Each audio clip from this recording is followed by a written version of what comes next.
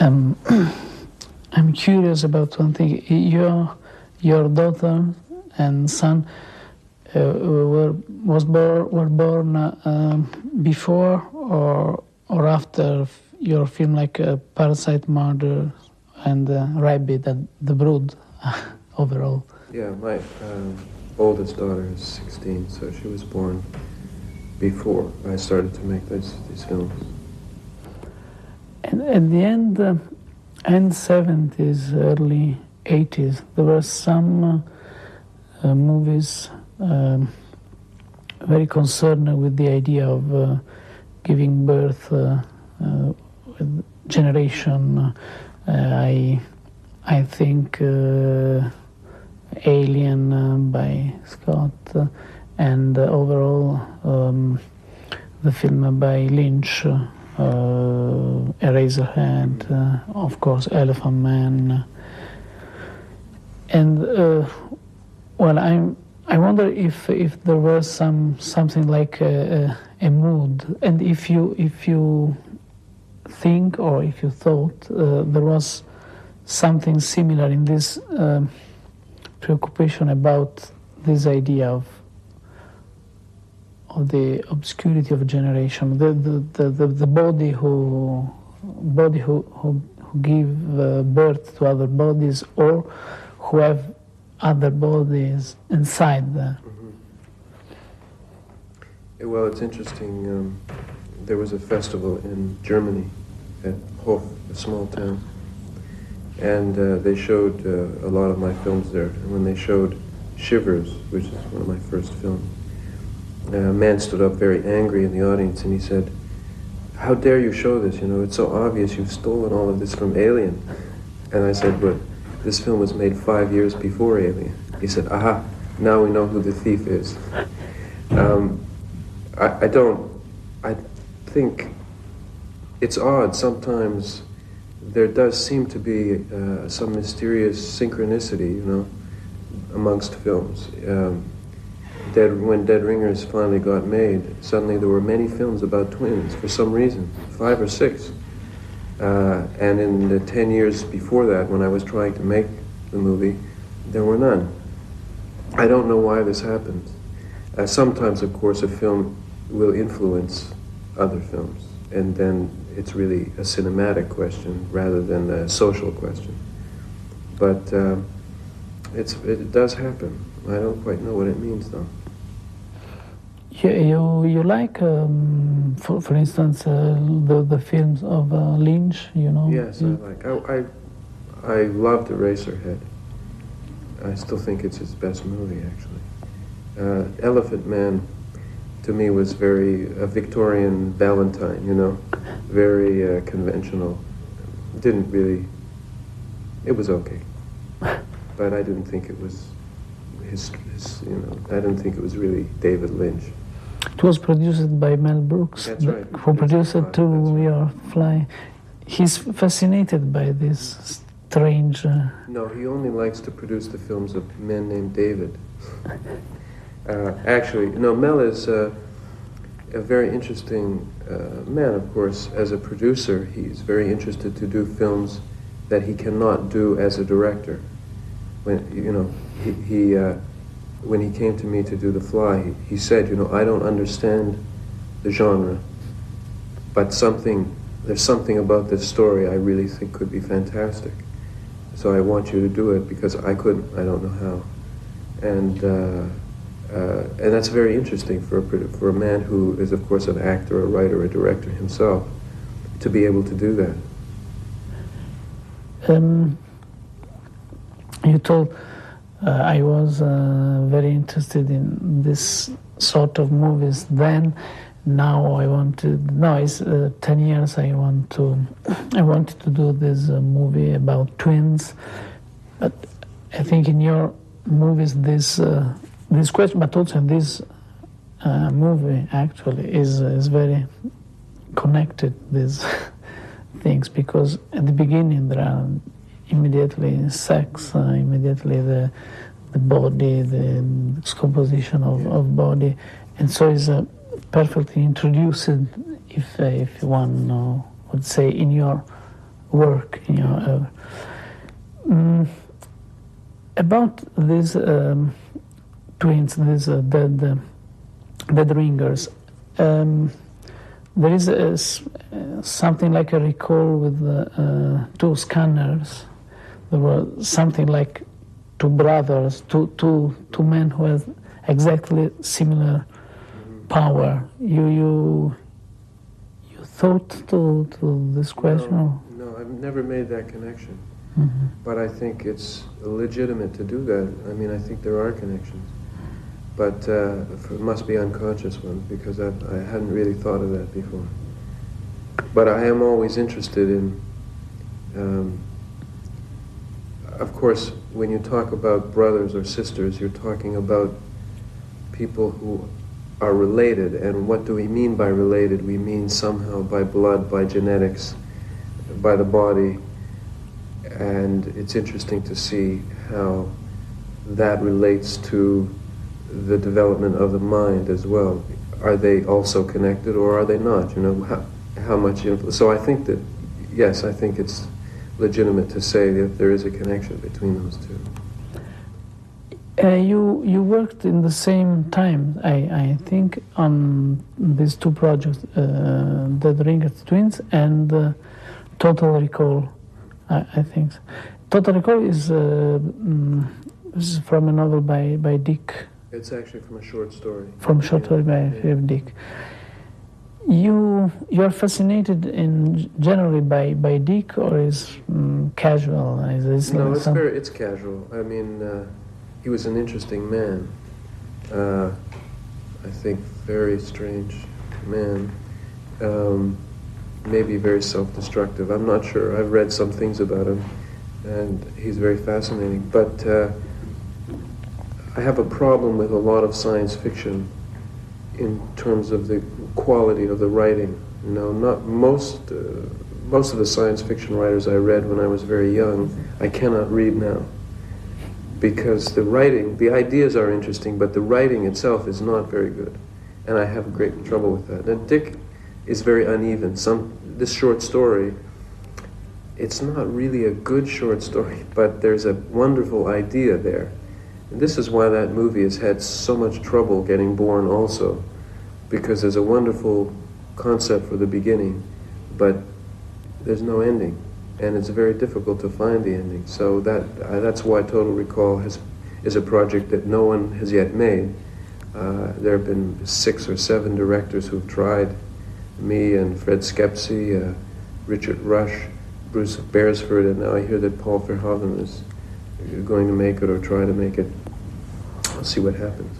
And there is 3 short, I think: The Victim, The Lie Chair, and The Italian Machine. Yes. And I wanted to know something about this. Well,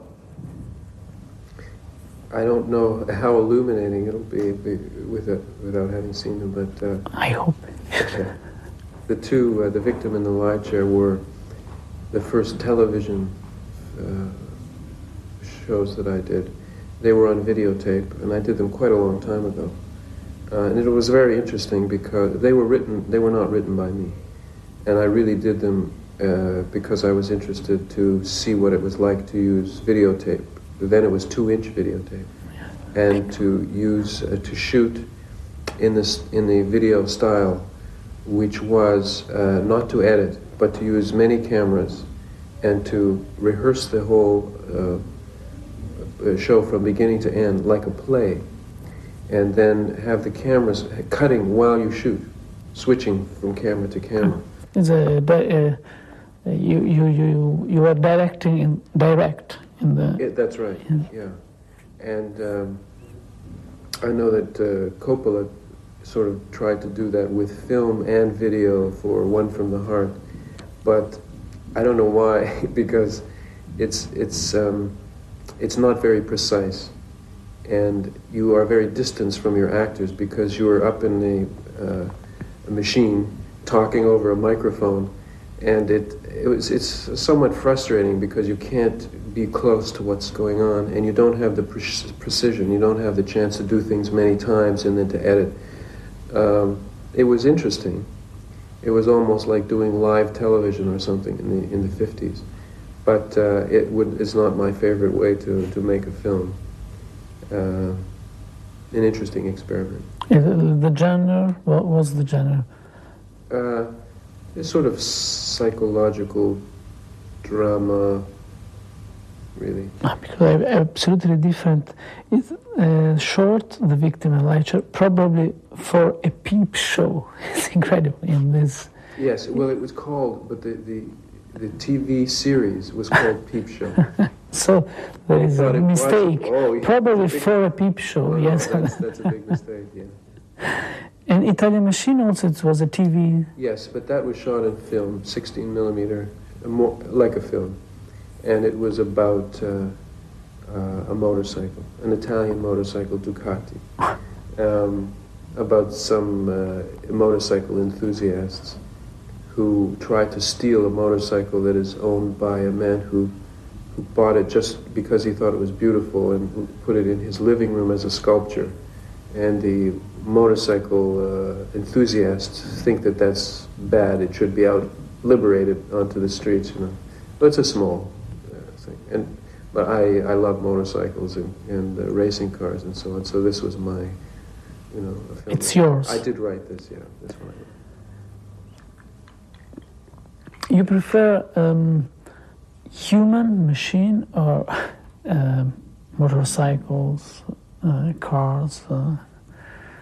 Well, they're different, but it's interesting to think. I mean, when we make a machine, we are, in a way, it's our version of the human body, you know? I mean, in a sense, the human body is a machine. As William Burroughs has called it, the soft machine. And it's interesting, when you open up a machine, you see the mind of the man who designed it. You know, and I do that. I enjoy working on the motors of cars and motorcycles and so on. I think it's, you have the whole history of man there, the technology, the design, the rationality. You can have designs that are brilliant and inspired, and you can have some that are very ordinary and not very interesting. So it's a philosophical adventure, really, to work on a machine, I think. When you worked about Total Recall, Philip Dick was already dead. No, I think he was still alive, actually. I think he died shortly after that. You didn't work with it? No. With him? No. I think the original screenplay was written by Ron Shusett, who was one of the producers of Alien, in fact. And that's what I was presented with. And now you are working about another of your, I think, old and fascinating project, Make the Lunch. Mm-hmm. And you are working with Burroughs, or? Well, we've been talking about it for maybe 5 years. I think I met Burroughs 5 or 6 years ago. And with Jeremy Thomas, who produced The Last Emperor and a lot of other films. And I want to do something that has to do with Burroughs and with that book. But it's really very difficult. It's really an impossible book to put on the screen. So I have to transform it somehow so that it can be on the screen, and I'm not sure yet how to do that. But you are going to do now, or not? Is your next movie? Well, only if I can figure out how to do it. I mean, this is always the dangerous thing. I could spend a year writing a screenplay and then at the end say, this is no good. It's possible. Then you have to start with something else from the beginning. You are generally fascinated by Burroughs, or is only this one novel? Oh no, with Burroughs it's everything. I mean, his life as well. A very unusual man, and really one of the founders of the Beat generation with Jack Kerouac and Allen Ginsberg.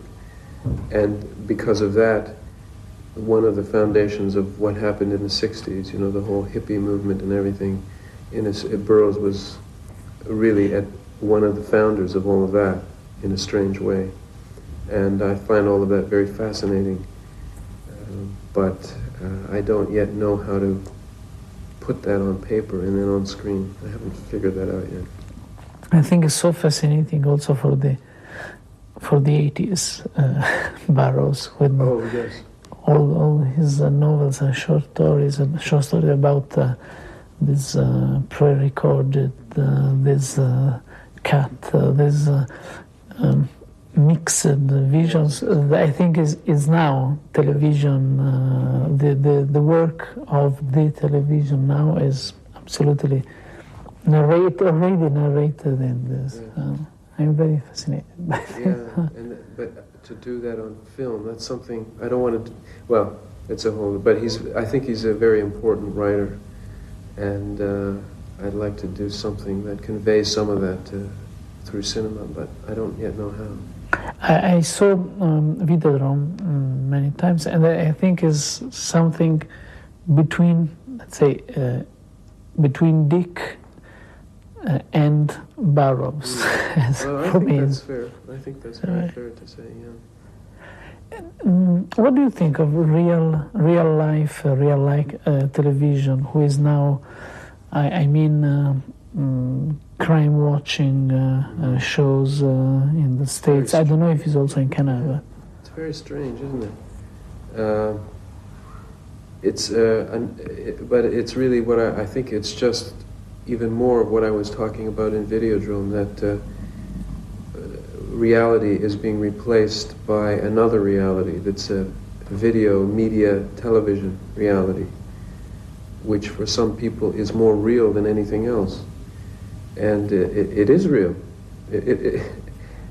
People make political decisions based on media reality. What's happening in places like, let's say, Beirut, Lebanon, the media reality is quite different from what the people experience who live there. And yet, for most of the people in the world, what they see on television, what they hear on the radio, what they read in the paper, that is reality. There is no other one. It suddenly becomes two separate realities, distanced from each other. It's quite strange. Don't you think that perhaps, that you can think that perhaps the reality is already replaced by another reality? I don't know, I'm very fascinated in Dead Ringers by the fact that the film is quite natural, quite no monsters, some instruments, some little, but you are continuously thinking that perhaps all these are, I don't know, robots. It's something in your other movies that these bodies are going to explode, perhaps. Now, actually, they don't explode, but that something is forever mutated. That the mutation is already gone. Yes. I'm talking to David Cronenberg, and I don't know if it's a machine, if it's who is actually. Yes. Well, from my side, I think there is another David Cronenberg walking around that many people think is the real one, and maybe he is. Because people read, they think they know me. Of course, this happens to anybody in the media, but it's the first time it's happened to me. It's very interesting. People think they know me, they know about my life, and they don't. But they know about this other one, the media one, the one in the magazines and on television. So, I believe, though, that we are, we think that our physical existence is stable, relatively stable, but I think it isn't. I think the body is like a hurricane. It's constantly changing and shifting, and it's only an illusion that it's the same day after day after day. Really, it's never the same from one moment to the next. So that's why the question of identity becomes even more compelling. We feel that we are someone who continues, who has a history, will have a future. But you can't prove that. It's impossible to prove that. And yet we feel it to be true, that it is reality. So I'm very interested in that. And that's one of the themes, of course, of Dead Ringers in particular. Two bodies. Is it two bodies? Is it two identities? I'm not sure. Videodrome was influenced by your work on TV, for TV? Not really. And in this movie you seem very fascinated by the idea of snuff movies,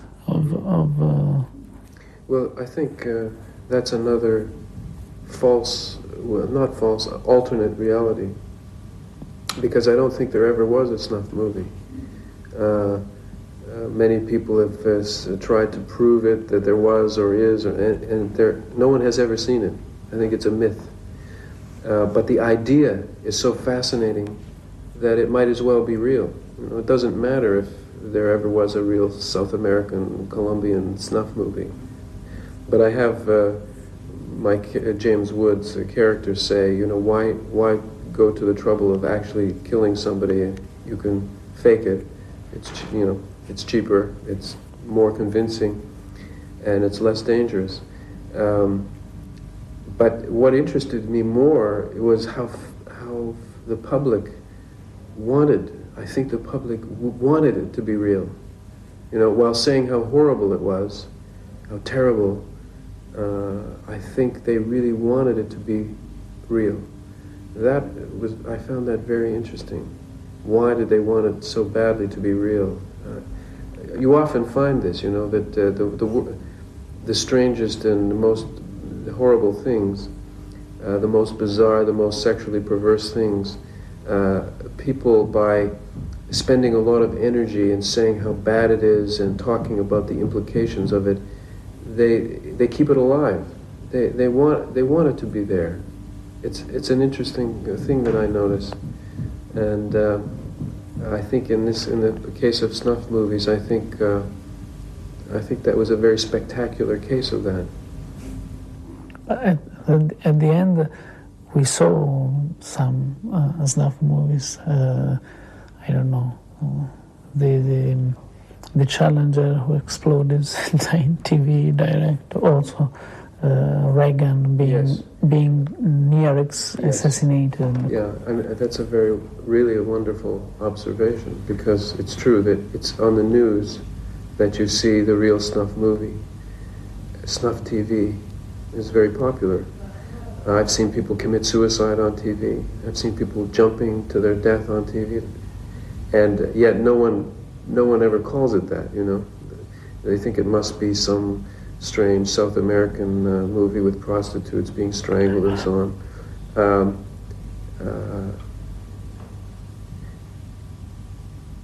I'm not sure. I mean, it feels that it's very perverse, and I'm not sure that it is. I'm not sure that it is.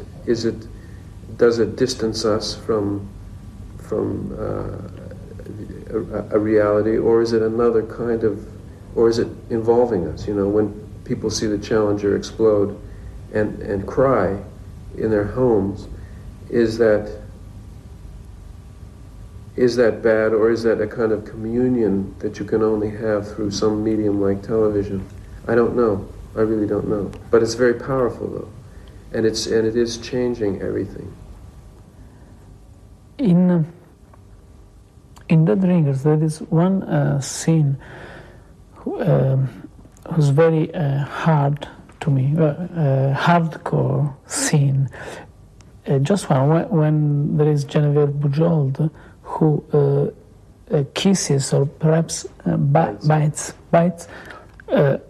in Dream, I think, the strange organ that join. And well, actually, is a real hardcore movie sequence, I think. And I think you are quite fascinated by by pornography and also hardcore movies. Thinking to your previous movies, thinking to Marilyn Chambers in Rabbit, And I think you know, you knew, of course, she was a hardcore star. Yeah, well, of course, I think most artists are always drawn to those things that are covered and hidden, and therefore they are, in one way or another, drawn to what is forbidden, what is taboo. You can't, if you're a serious artist, you cannot accept taboo, something that you must not look at, you must not think about, you must not touch. You say, no, I must. The more you say no, the more I say yes. And of course, sexuality is, in many forms and different varieties, is one of the most taboo subjects. Gynecology, I mean, I had, one of the reasons I had so much trouble financing Dead Ringers was not just because it was an art movie or a difficult movie or a bizarre movie or a tragic movie, but because it was gynecology. And when you think of it, despite the fact that every woman you know goes to a gynecologist and every man knows some woman who goes to a gynecologist, you don't ever see it in film. I can't remember seeing a character in a film who's a gynecologist or scenes in a gynecological office. It's very rare. Why, you know? So, of course, and pornography is, even in cultures which allow it, like America, it's still very taboo, very forbidden. It has, and that immediately draws me to it. I mean, just that fact makes me interested in it. Yes, apart that, the idea of the difference between pornography and official culture, I thought, when the first time I saw Rabbit, I thought very fascinating that in a film about, in a movie about, about bodies, about something like cancer, something that the star, the female star, was a porno star, and not used as a porno star. But well, here we have to. It's interesting to know that she's a porno star, but in fact, that wasn't part of my decision to use her in the film. It was a really very practical question. We wanted an actress who had some name value, someone that people would write about and who would perhaps draw some people to see her in the film. But we couldn't afford a well-known actress. So it was really Ivan Reitman, who produced that film's idea to use Marilyn Chambers, because he had read that she was interested in trying to do a straight movie. So really it was a very practical question, and when I auditioned her, I wasn't thinking of her at all. In fact, I have never seen her porno films. I really just approached her as an actress to see whether she was right for the role or not. It's so, you know, creatively for me, that wasn't really part of the equation, I must say. Although it's amusing and it's interesting to connect that now with the films that I've made since then, and I don't mind that. But the fact that she was a porno star really was not part of my choice, you know, to have her in the film. Perhaps it's more interesting. Perhaps. Oh yeah. I know. Oh yes. And, Genevieve Bujold is a choice. You knew her because of course she's a Canadian actress, and so she's maybe more familiar to me from her early films than for most people, because I remember the films that she made when she was living in Canada, you know, small films, Canadian films. before she became a star, you know, and before she went to live in Malibu, which is where she'd been living for 17 years, I think. But I've always thought she was a wonderful actress. A fantastic voice, texture, you know. And as she's gotten older, she's gotten even better, you know, more interesting. So, really, this role, I mean, I thought this is for Geneviève. This is my chance to offer her a role in the movie. And I did have to convince her to do it. She was worried, you know. The first scene in the movie, she's in the stirrups, you know, and on the examination table in a gynecologist's office and so on. But finally, she realized that it would be a good film and that she wanted to be in it. I'm very glad she did. I don't know if you saw the movie actually, Obsession by Barbara. It's very strange to find her, and in my memory, after the René film, then after Obsession, to have her here in this film was very obsessive, I think. So there some strange connections. What do you think of commercials, television commercials, and commercials as a cinema genre? Of course, because I've never directed a commercial, I don't really know what the experience of it is, but I know that there are many famous directors like Martin Scorsese and Fellini who have directed commercials, and many well-known cameramen who really enjoy shooting commercials because, of course, as a technical exercise, it could be very fascinating, very complex, and it doesn't take a lot of time. That's the other thing. I think there are some very good commercials which are very artful. Can you really call them art? I don't know. I mean, maybe in time we will see them as art. I know that a lot of people who do commercials say, yes, the commercial is the art form of the 80s or the 70s or whatever it is. I think the problem is, of course, that they are commercials. They are there to sell something. For me, political films are never really art. A certain kind of political film that exists only to sell politics, a brand of politics, Marxist, fascist, whatever, it really is propaganda. There's a sense in which it cannot really be art for me. And so I think in the same way for commercials, they can be fascinating technical exercises, but I don't really think they can be art. This is a very big discussion, of course, because you have to then define what is art, what is not art.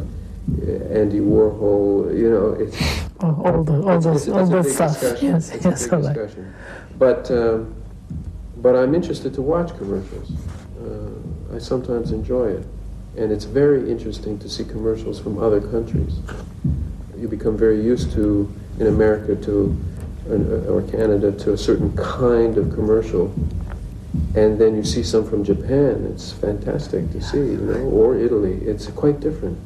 So culturally, as something that can be very revealing culturally, that definitely, a commercial is maybe a better thing to look at than a TV series, you know. What do you think of commercials popping out between one scene and the other of a movie?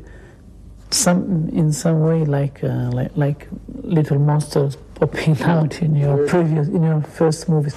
No, commercials in TV. Yes, between one scene and the other of a movie, you know, by Scorsese perhaps, or by you. I saw Scanners some last year. It was a nice score, not in RAI, not in national, not in public television. It was with some shows, some commercials in. It was quite interesting, but because every time it was, because the film is very concentrated, very hard. So it turns it into something else. It becomes a different experience. But then, of course, television is a different experience than cinema anyway. I tend now to watch films only on pay TV in America. You prefer? Where you see them uncut and complete. But it's still different because people, it's like reading a book now. You know, you tape a movie and then you watch a part, then you stop, and the next day you watch some more. You have your favorite scene. I think video has really changed, maybe for the better, but has altered cinema, you know, because people know they have access to it. You can own your own film, which is something not too long ago that was impossible, unbelievable. You know, unless you had 35 millimeter projectors, you couldn't do it, and a library, fantastic. I think that is very good, to have access, like a book, to film. So in a way, I think that the day of films shown on TV with commercials is going to be very short. It will be dead soon. Yes. Yeah. Also is dying also in Italy. You have many video. But you are worried when you know that your movie is going on TV, or also when you see the cassette of your movie who is going in this little or larger screen, but in an electronic screen and not on the big. No, it doesn't bother me. What bothers me is to make sure that it looks right. For Dead Ringers, for the first time, I went to Detroit to oversee the transferring of the film from negative to video master, because we had to retime the whole scene. Every shot is different on video, and it becomes a different film. For my other films, I was very unhappy with The Fly and The Dead Zone on TV because the color was wrong, the darkness, it was too bright.